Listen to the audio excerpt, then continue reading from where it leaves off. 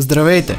Правя това видео, за да ви уведомя, че ще спра да качвам всякакво съдържание в този канал. Ще преместя цялото си съдържание в друг канал, към който ще оставя линк по-долу в описанието. Там ще качвам и доста повече съдържание, свързано с фото и видео теми, както и видеа от много красиви места, така че който от вас има желание да вижда такива видеа, може да се абонира за него. Защото този канал беше плануван със съвсем различно съдържание и беше започнат преди много години.